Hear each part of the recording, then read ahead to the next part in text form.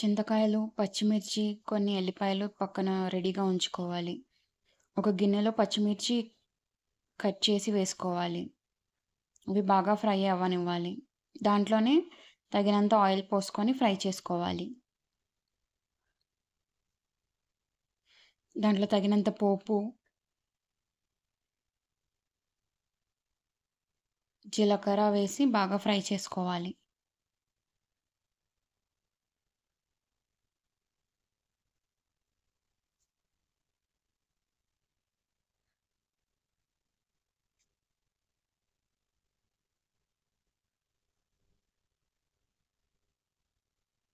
దాంట్లోనే కొన్ని ఎల్లిపాయలు వేసుకొని ఫ్రై చేసుకోవాలి. తగినంత పసుపు వేసుకొని బాగా కలుపుకోవాలి.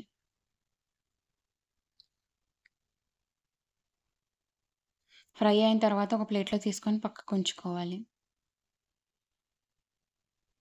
ఇప్పుడు అదే గిన్నెలో చింతకాయలు వేసి ఫ్రై చేసుకోవాలి కాసేపు.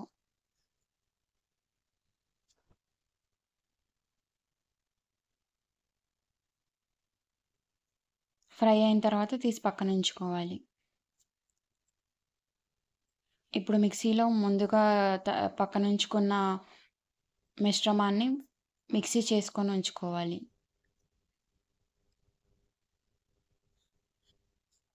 మీకు మా వీడియో నచ్చితే లైక్ చేయండి, షేర్ చేయండి, సబ్స్క్రైబ్ చేయండి.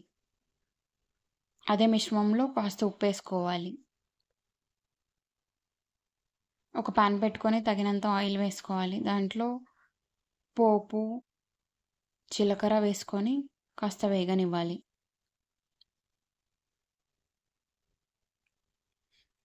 దాంట్లో కాస్త కరివేపాకు, ఎండుమిర్చి వేసుకొని ఫ్రై చేసుకోవాలి.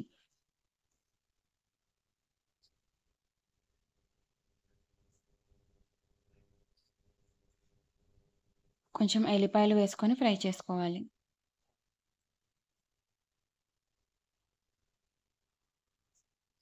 బాగా ఫ్రై అయిన తర్వాత ఇందాక మిక్సీ చేసుకున్న మిశ్రమాన్ని ఇందులో కలుపుకోవాలి. కలుపుకొని కాసేపు ఫ్రై అవ్వనివ్వాలి.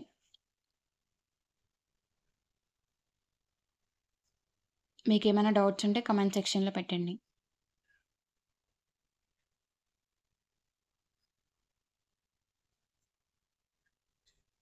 ఇలా కాసేపు ఫ్రై అవ్వనివ్వాలి. అంతే టేస్టీ చింతకాయ పచ్చడి రెడీ.